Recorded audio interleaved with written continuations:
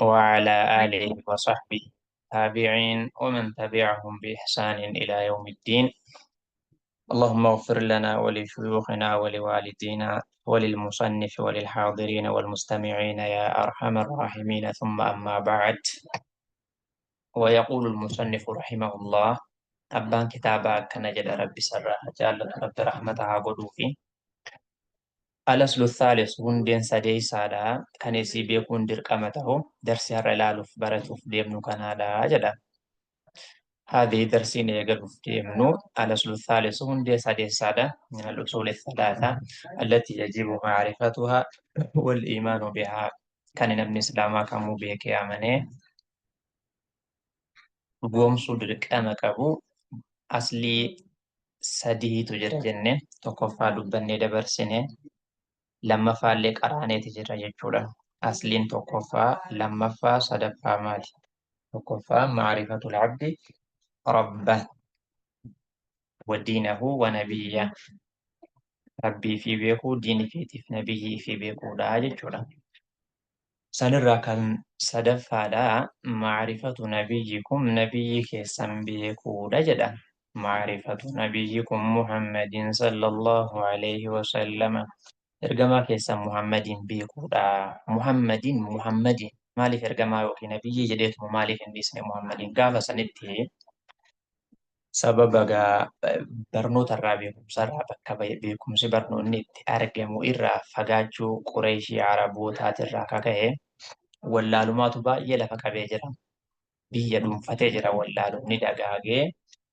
Saniif Muhammaduma kanaafuu wallaalanii diin irraa fagaatan jechuudha. Namni Muhammadin hin beekne, namni maqaa isaa Muhammad ta'uu hin hubanne islaamummaa hubatuu hin danda'u jechuudha. Islaamummaa hubatuu hin danda'u.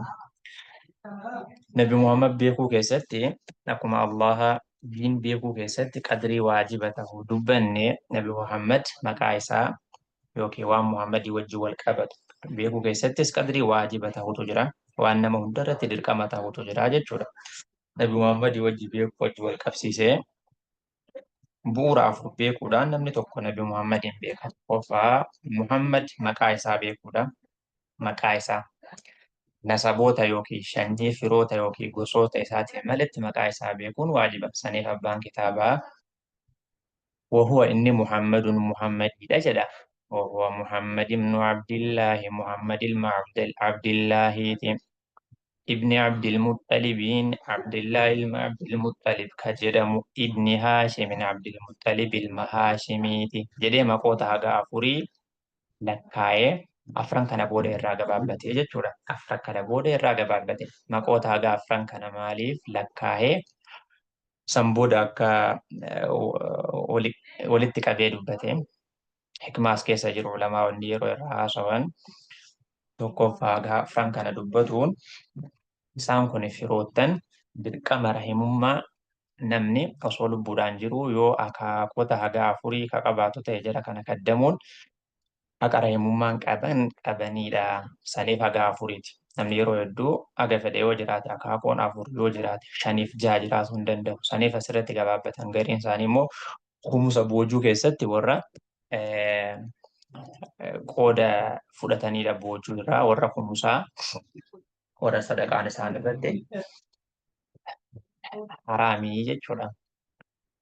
Wahaashimuun maqaa isaa kana gaa beekuun dirqama jenne maqaa Nabi Muhammad ta'uu isaa beeku. Namni Muhammadin hin beekne sifa isaallee diin isaallee beekuu hin danda'u. Saniif namni tokko salaata keessa osoo maqaa Muhammad kana hin beekne Allahumma salli alayhi wa sallim jedhee bira dabaraa hin ta'u. Allahumma salli alaa Muhammad jechuu dirqama qaba.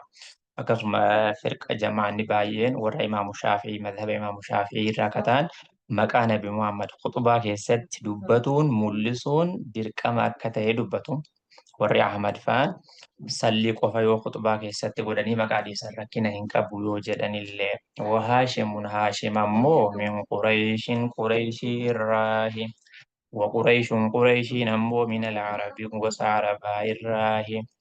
والعرب أمو عربوني من ذرية إسماعيل ورته إسماعيل ابن إبراهيم إسماعيل إبراهيم الخليل جالل الله كنته عليه سافي وعلى نبينا نبي كين محمد الرت هاجرات أفضل الصلاة والسلام رتالا نجا في رحمتها إبراهيم في نبي كين محمد الرتيس هاجرات كناف نبي محمد قستيسا قريشي عرب عالمني أمه في إسماعيل أكتاته نبي محمد اللي بيكسسني أمو إبراهيم بودا حاجة آدمتي بكما متي جتشورا بكما متي جتشورا نبي محمد عليه السلام قالوا تيساني را حاجة آدم أبا إساني قهد كان بلدا نكا صحيحاني ولا يوجد في نسبه صلى الله عليه وسلم صفاح dhaloota isaanii irraa eegalee haga abbaa isaanii Aadam gahutti gosoota jidduu kan baay'ee argaman kana keessatti hojiin fokkataan fuuti karaa shari'aatiin malitti walitti dabalamanii karaa haraamiin namni isaan jidduu argame tokkolleen hin jiru jechuudha. Haga Nabi Muhammad gahutti daandii qulqullii ta'e irra deemaati dhufanii jechuudha. Fedhiidhaan baafannaa moo deemmannaa kan jedhamullee Nabi Muhammadii haga Aadam gahutti hin argamu jechuudha. Saniif Nabi Muhammadiin irra caalaa irra kabajamaa gosaa yookiin sanyii jihaa dhalootaatiin sanyiin isaaniillee irra caaltuu gosaati jechuudha. Araboonni nuu sababuma isaanii irra caaltuu taatee hubatu. Kana jechuun Qureeshiin badii fuudhaa heeruma keessatti badiilee baay'ee hojjechuu danda'u. Namni biraa hojjetuu danda'a. Garuu kan Nabi Muhammad badiin akkasii hin argamu jechuudha. Rabbiitu tiisee warri badii akkasii hojjetan caalummina san argatuu danda'u hin argatan jechuudha. Walahu Nabi Muhammadiif hin jiraa jedhama.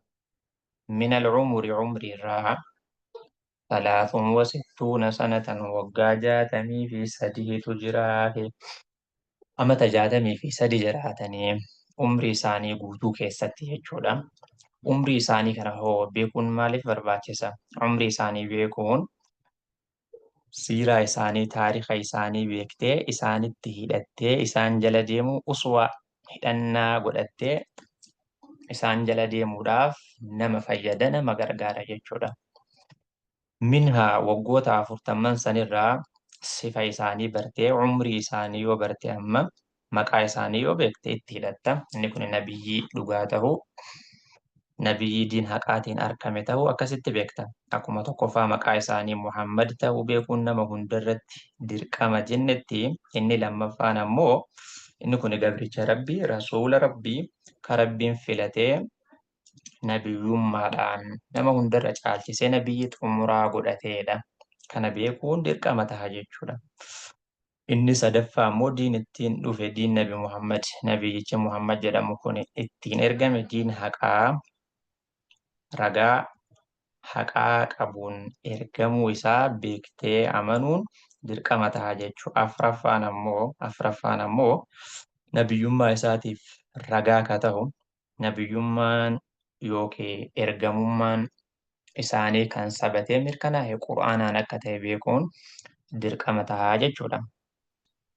Namni tokko osoo isaan hin beekne qura'aana isaanii beekuu hin danda'u. Hadiisa isaanii beekuu hin danda'u. Sifa isaanii beekuu hin danda'u. Jechaa gocha isaanii hojii isaanii maal akka hojjetan beekuu hin danda'u. Walahu Nabi Muhammadiif ni jira min umrii irraa 63 sanatan waggaa 63tu jira. Umrii waggaa 63 jiraatanii umrii guutuu jechuudha. Guyyaa hajjiidhaan mannaa bara hajjatal wadaa'ii hajjiidhaan mannaa irraa xumuraa du'a isaaniitiin duratti Aliyyiin Rabbi sarraa haa jaallatu Yamanirraa gaala 100 fidee nabiin harka isaanii bareedaaf kabajamaa ta'e saniin gaala 63 qalanii gaala 63 qalanii kasanirraa hafe Aliyyii bakka buufatanii achi keessatti illee nabiin waggaatti gaala tokko umrii isaanii guutuu 63 irraa gaala 63 akka qalan keessa ishaaraa akka ta'e ragaa akka ta'e akeekaatu jira mallattootu jira jechuudha. Umriin isaanii 63 ta'uun mirkanaa'aadha jechuudha. Minhaa umrii 63 sanirraa arba'uuna qabla nubuwwati waggaa 40 nabiyyummaan duratti dabarsanii jedha. Arba'uuna waggaa 40 qabla nubuwwati nabiyyummaadhaan duratti dabarsanii nabiyyi osoo hin ta'in waggaa 40 dabarsanii waggaa 40 dabarsan. Waggaa 40 san keessa hoo amantaan isaanii maal ture? Amantaa gosa yookiin sanyii isaaniiti. Amantaa mushrikootaati. Mushrika turanii nabiin laa mushrika hin turre. Wakaana nabiyyu sallallahu alaihi wasallam qabla al-arba'iin alaa millati Ibraahiima haniifa. Karaa Ibraahiim daandii millaa Ibraahiim irra turani. Walam yakun minal mushrikiin. Mushriktoota irraa miti. Amantaa mushriktootaa hordofaan turre waggaa 40 dabarsan keessatti. Ka eenyu hordofan? Ka Ibraahiim hordofaa turanii. Ka abbaa isaanii Ibraahiim hordofaa turan. Abbaa nabiyyoota hundaa akka ta'e nabiyyoonni Ibraahiim booda jiran hundinuu gosa eenyuuti? Gosa Ibraahimii jechuudha. Waggaa 40 nabiyyummaadhaan dura dabarsan. Wathalaatun wa'ishruuna ammoo 23 nabiyya rasuulan nabiyyi rasuula haala ta'anii ni dabarsani. Waggaan 23 fi 40 waggaa 60 jechuudha. Nabiyyiif rasuulli kun yoo akka mutlaqaatti kan dubbataman ta'e walirraa bakka bu'u. Nabiyyiin rasuula irratti dubbatama.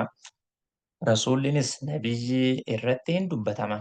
Laakiin yeroo bakka takkatti kan dubbataman nabiyyiif rasuulli wal faana yoo kan dubbataman ta'e garaagarummaa agarsiisantu jira. Garaagarummaa qabu jechuudha. Garaagarummaa qabu jechuudha. Saniif abbaan kitaabaa nubbi'a nabiyyi ta'e nabi Muhammadiin kuni jedha. Bi'iqra suuraan iqraa isarratti buufamuudhaani nabiyyi ta'e nabiyyummaan isaa mirkanaahee sabate wa ursila ni ergame yookiin rasuula ta'e bil muddathiri suuraan muddassir isarratti buufamuudhaani rasuula ta'e rusulummaan isaa sabatee mirkanaahee rusulummaan isaa suuraan muddassir buufamuudhaan nabiyyummaan isaa ammoo suuraan iqraadhaa buufamuudhaan iqraa bismi rabbika alladhii khalaq kan jedhu suuraan alaqiidhaa jalqaboonni isaa ayatoonni aga 5 buufamuudhaani nabiyyi ta'e nabiyyummaan isaa mirkanaahee fi sabatee jechuudha. Wahyiin ergamummaa kuni gosa lamaatu jira. Tokko wahyii nubuwwummaadhaati. Lammaffaa wahyii risaalaadhaati. Wahyii nubuwwummaa fi wahyii risaalaati. Wahyii risaalaa sadarkaa wahyii nubuwwummaatii oli irra caalaadha jechuudha. Awwalli wahyii nabiyyii keenyatti kan buufame suuraa alaq yoo ta'u, suuraa alaq jalqaba yoo ta'u, saniin sadarkaan nabiyyummaa isaanii kan irra xiqqaa nabiyyii ta'uu isaanii mirkanaa'ee fi sabateef. Eegasii suuraan muddassir bu'uudhaan suuraa muddassir keessatti akka mudhii hidhatee kahee da'awaaf ummata kara tawhidaa ummata yaamuuf ergame. Yeroo sanirraa rusulummaan isaa mirkanaa'ee sadarkaa ol'aanaa argate. Saniif nabiyyiidhaanis rasuulaanis hin wassafamu nabiyyiin keenya Muhammad alayhi salaam. Wabaladuhu makka biitti isaan itti dhalatan ammoo makkaadhaa jedha. Biyya makkaati jechuudha. Biyya makkaatti dhalatan achumatti guddatanis biyya makkaatti dhalatanii biyyuma makkaatitti guddatan hagaamata 53 jechuudha. Biitti isaanii makka kanitti dhalatanii guddatanii jaallatanii keessa jiraatan. Biyya fi jaallatu keessaa rabbi isaan argamsiise. Biyya isaanillee eegasii jaallatanidha. Bakka biyya caaltuu bootaa ardiirraa bootaa jaallatamtuudha jedhanii jaallatanidha. Wahaajaraanni godaane hijiraa bahe ilal madiinati gara madiinaa eegasii madiinatti hijiraa bahan biyya jaallatan gadi lakkisanii godaananii jechuudha. Umrii isaanii hafe ammoo madiinatti xumuratanii gara fuula rabbii isaanii deemanii. Jannata al-Firdoosiin ollaa isaanii rabbi nu haa qubsiisu. Darsii eegalleeti jirra beeksisaarraa darsii keenyaas dhaabbanna. هذا والله أعلم وصل اللهم وسلم على نبينا محمد وعلى آله وسلم والسلام عليكم ورحمة الله وبركاته.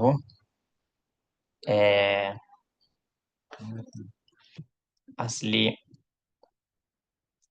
أصول صدفة ذاتي يجولا bu'uurota sadeen ilmi namaa hundi beekee itti amanuu dirqama qabudha jenne. Aslii tokkoffaaf lammaffaaf sadaffaadha. Tokkoffaa keessatti waan dirqama namuu beekee dhugoomsuu itti amanuu dirqama qabu qadrii waajiba ta'u waliin baranneeti jirra. Akkasii miti rabbi beekuun maarifaan rabbii qadrii waajiba ta'u wantoota 4 beekuudhaani dirqamni sun guutama jenne. Rabbi beekuu keessatti bu'uurota 4 beeknee dhugoomsinee itti amanne taanaan waajiba